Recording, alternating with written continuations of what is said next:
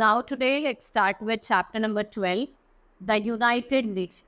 In this chapter we will study about UN. UN का formation देखेंगे, क्या उसके ऑब्जेक्टिव्स हैं, उसका स्ट्रक्चर क्या है, कौन कौन सी एजेंसीज है, क्या क्या उसने अचीवमेंट करी है, और इंडिया एंड UN के बारे में पढ़ें. This monument was selected as a world heritage site. इसको वर्ल्ड हेरिटेज साइट्स में सिलेक्ट करा था यूनेस्को ने, और कब करा था? 2007 में. आपको इस मॉन्यूमेंट को बताना है कौन सा, इसकी प्लेस बताने, कहाँ लोकेटेड है, उसकी इंपॉर्टेंस बताना है कि 15 अगस्त एंड ईयर इसकी importance. History has witnessed rise and fall of empire under a great and ambition. Battles and war has been fought between the countries throughout this. War has always brought destruction to life and property. It has affected trade and commerce adverse. इसने क्या करा है? Trade और commerce को adversely affect करा. Formation. First World War broke in 1940 and lasted till 9. It's caused huge damage to the entire world. ठीक है, इसने एक entire world को damage करा है. It's led to worldwide desire for peace. This desire led to creation of League of Nations. इससे क्या हुआ है? League of Nations की creation हुए, but the League failed and Germany began to the Second World War. लेकिन League fail हो गई और जर्मनी कहाँ चला गया? Second World War. The war was ended with atomic bombing of Nagasaki and Hiroshima in Japan in 19. और war कब end हुआ? जब atomic bombing हुई कहाँ? नागासाकी में, और आपके हिरोशिमा में जो जापान में है, कब हुई? 1945. This war caused huge destruction and nearly 320,000 people were killed and millions of people they've become homeless. The economy of many countries were ruined and huge amount of money was spent. देखो, जो economy थी वो ruined हुई क्योंकि बहुत सारा पैसा इस वॉर पे लगाया गया, स्पेंड करा गया, and many countries realized that war was not a solution to any problem. और बहुत कंट्री थे रियलाइज भी हुआ कि वॉर क्या है, वॉर एक सॉल्यूशन नहीं है किसी भी problem. And then they should be avoided at any cost. They failed to form an organization and that should stop such wars in the future. और ये वॉर्स को क्या करेगा? फ्यूचर में स्टॉप करेगा. The league of nation was formed after first world war but it could not stop. भाई league तो form हुई फर्स्ट वॉर के बाद, लेकिन ये जो वॉर हो रहे थे उसको स्टॉप नहीं कर पाए. ठीक है. और second world war another organization, United Nation organization was form. जब आपका सेकेंड वर्ल्ड वॉर हुआ उसके बाद एक और ऑर्गेनाइजेशन मिली जिसका नाम था यूनाइटेड नेशन ऑर्गेनाइजेशन, और ये कब फॉर्म हुई थी? 24 October 1945. And it was a combined effort. ये कंबाइंड एफर्ट था कंट्रीज का कि वो किसकी तरफ काम करेंगे? They will work toward peace, शांति. रिप्रेजेंटेटिव्स थे वो 51 कंट्रीज के थे, इंडिया इनमें से एक थी. और ये कहाँ मिलते थे? San Francisco.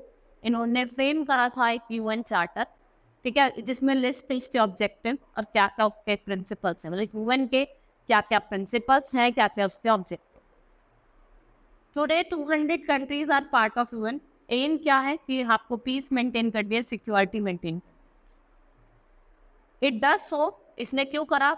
ने फ्रेंडली रिलेशन डेवलप करे अमंग द कंट्रीज, और उन्होंने क्या करा? डिस्प्यूट्स को भी सॉल्व करने में हेल्प करा.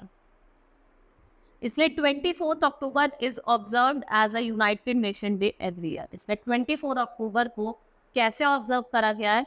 As a United Nation day every year. UN का अपना फ्लैग है जो लाइट ब्लू का है, उसमें यूएन का एल्बम है वाइट का, जिसमें 2 ऑलिव ब्रांचेस हैं जो सिंबल ऑफ पीस और एम्ब्रेसिंग होते हैं आपके ग्लोब. ऑब्जेक्टिव क्या है? मेन ऑब्जेक्टिव ये पीस और सिक्योरिटी मेंटेन करती है bye avoiding any kind of war. ठीक है, चाहे वो बड़ा हो या चाहे वो छोटा हो. ठीक है, वॉर से हमें बचाती है. ये फ्रेंडली रिलेशन डेवलप करती है और cooperation among the nation of the world. ये work for betterment of humanity, और जिससे क्या करती है? ह्यूमन राइट्स को और फ्रीडम को प्रोटेक्ट. ठीक है, ये डिफरेंसेस जो कास्ट और रेस रिलीजन के बीच के डिफरेंसेस है उन्हें रिमूव करती है. ये सॉल्व करती है economic, social, culture, human problem peacefully और with the spirit of cooperation. To help the member nation in fulfilling these objectives, और इनके एफर्ट्स को कोऑर्डिनेट कर रहे हैं. ठीक है. नेक्स्ट है स्ट्रक्चर. इसके 6 मेन ऑर्गन हैं दैट सर्व डिफरेंट फंक्शन. अगर सबसे पहले हम बात करेंगे जनरल असेंबली. जो जनरल असेंबली है वो मेन बॉडी है यूएन की, the representatives of all member countries बैठते हैं और मैटर्स को डिस्कस करते हैं. All member nations have equal representation and they have right to vote. ये बजट जो होता है वो यूएन का उसको देखते हैं और ये reports from parts of UN collect करते हैं, रिकमेंडेशन करते हैं और नॉन परमानेंट मेंबर्स को अपॉइंट करते हैं। It means once in a year, और जो सेशन है वो सितंबर टू दिसंबर होता है और जो इसका हेड क्वार्टर है वो कहाँ है, न्यूयॉर्क। सिक्योरिटी काउंसिल ये पीस और सिक्योरिटी के लिए रिस्पॉन्सिबल है। इसमें 50 मेंबर्स हैं, आउट ऑफ 10 जो है वो आपके यूएन की जो मेंबर कंट्रीज है उसमें से ही चूज करे जाते हैं और 5 आर परमानेंट, जैसे आपका यूएसए, चाइना, फ्रांस, रशिया और यूके, ये परमानेंट मेंबर है। कौन से? यूएसए, चाइना, फ्रांस, रशिया और आपका UK. And the permanent member has veto power. It means it is if out of this member anyone votes against the matter being discussed, तो वो matter पास नहीं होगा। तो ये जो 5 मेंबर है इनके पास क्या है, वीटो पावर है। अगर ये किसी भी डिस्कशन पे मना कर देते हैं तो वो जाता है नहीं। No, it's non permanent member are elected. जो नॉन परमानेंट मेंबर होते हैं उनको 2 साल के लिए इलेक्ट करा जाता है। सेक्रेटरीट जो होता है वो सारे एडमिनिस्ट्रेटिव वर्क को हैंडल करता है। ये located in the UN headquarter New York और उसको हेड होता है सेक्रेटरी जनरल। ये रिकॉर्ड्स और फाइल मेंटेन करता है और ये मटेरियल प्रोवाइड करता है जो भी यूएन बॉडी को चाहिए होता है अपनी मीटिंग के, ठीक है, वो material provide. Economic and social council ये हेल्प करता है जनरल असेंबली को टू प्रमोट इंटरनेशनल इकोनॉमिक और सोशल कोऑपरेशन। ये प्रॉब्लम जो है which is related to economy and society, जैसे पॉवर्टी, इलिटरेसी, फैमाइन। काउंसिल में 54 मेंबर्स होते हैं which are elected by general assembly. इसका जो पीरियड होता है वो 3 और होता है, ये 2 बार मिलते हैं, एक बार अप्रैल में और एक बार जुलाई। फिर है आपकी ट्रस्टीशिप काउंसिल।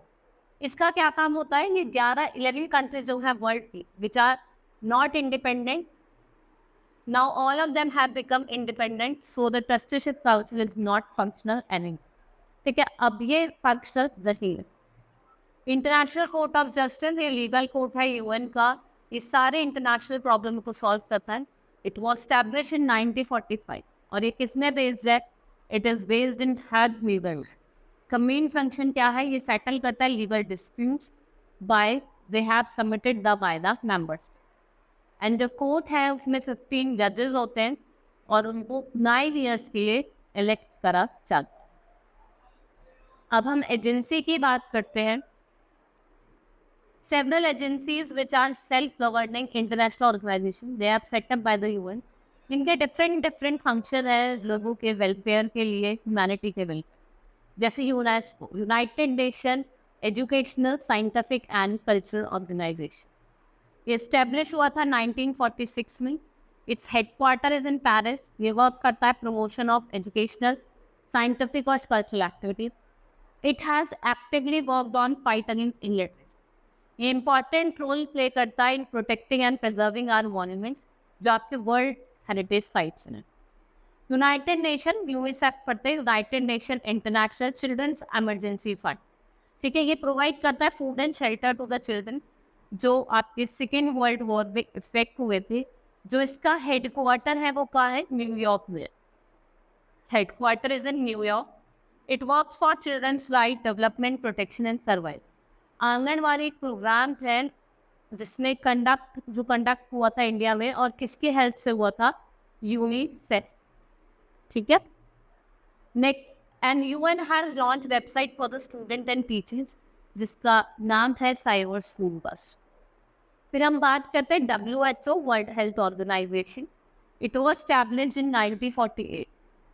ठीक है, इसका हेडक्वार्टर जिनेवा में है। It is concern with the improvement of health state. इसका मेन टास्क क्या है, ये क्या प्रमोट करता है, general health of the people. ये कैरीज आउट करता है कंपेन्स जैसे मलेरिया, प्लेग, कॉलेरा, एड्स। ये सर्वेस कंडक्ट करता है, अवेयरनेस क्रिएट करता है among the people over the world by controlling and fighting disease को कंट्रोल करके और उससे फाइट कर। ILO इंटरनेशनल लेबर ऑर्गेनाइजेशन ये क्या, ये कब सेटअप हुई थी, 1990 में। एक स्पेशलाइज्ड एजेंसी है अंडर UN, 1946 में बनी थी। इसका हेडक्वार्टर जिनेवा में है। ये बेटर वर्किंग कंडीशन देता है वर्कर्स को ऑल ओवर द वर्ल्ड। ठीक है, ILO has also tried to establish better relationship between the members, between the workers and their. ये क्या देता है, एक बेटर रिलेशनशिप देता है between the workers and their employers. Next is food FAO, food and agriculture organization. ये 1945 में establish हुआ, इसका हेडक्वार्टर रोम में। इसका मेन एम क्या है? ये नेशन को हेल्प करता है कि आप क्या करें, फूड प्रोडक्शन को इंक्रीज करें। ये फार्मर को ट्रेन करता है with better method of civil cultivation, और ये फर्टिलाइजर और इंसेक्टिसाइड्स का यूज करता है। Next is IMF, that is international monetary fund. ये 1945 में सेटअप हुआ था, इसका हेडक्वार्टर है वॉशिंगटन DC। ये loan for financial assistance provide करता है। क्या प्रोवाइड करता है? लोन और फाइनेंशियल असिस्टेंस। और किसको? मेंबर कंट्री को, जिससे वो क्या ओवरकम करे, इकोनॉमिक प्रॉब्लम। ठीक है। Next is achievements. Now we will talk about achievements. UN has been successful in preserving big wars or improving overall living conditions. It has been successful in preventing the Third World War by settling disputes among the warring nations. It also involved peacekeeping operation. इसमें कुछ peacekeeping operations भी हैं. It has helped developing countries to remove illiteracy, poverty, ill health, starvation. It has succeeded in promoting international cooperation और mutual understanding. अगर हम बात करें आज के टाइम की, तो वर्ल्ड क्या है? It's a better place to live, and largely due to the UN की वजह से ही आज जो हम रह रहे हैं इतने अच्छे से, पीस से, शांति से, वो उसके वजह से UN की। Indian and United Nation, India क्या है? वन ऑफ द 51 फाउंडर है मेंबर ऑफ UN का। इसने साइन करा था charter of UN in 1945। It was also elected to the security council. इसका फुल फेथ है in the ideals of UN। India has also stood for peace and played an important role in UN effort for world peace. इनने support करा use of atomic power और peaceful purpose. कुछ main contribution है आपके India के UN के लिए। UN has put its confidence many times on Indian armed forces as a peace making force. इसने क्या करा? पीस को मेंटेन करा sensitive areas. India is not a permanent member of UN Security Council. India has been elected several times for the seat of Security Council. India has also served as a member of many UN bodies, इसमें आपकी economic और social council हो गई, human right commission हो गई, या disarmament commission. India play a prominent role in putting forward the concern of developing country. It's actively इसने क्या करा? जो पॉलिसीज थी उसको अपोज करा। ब्लैक्स को inferior white in South Africa, जिसे हम एपेटाइट कहते हैं। Finally due to the pressures of United Nation और कंट्रीज इंडिया, एपेटाइट को अबॉलिश करा गया साउथ अफ्रीका में। और इंडिया ने क्या कहा? Establish relation with South Africa to own the after. इसके बाद जिनके रिलेशन थे वो क्या हो गए? मजबूत। ठीक है। Hope you understood the chapter. That's all for today. Thank you.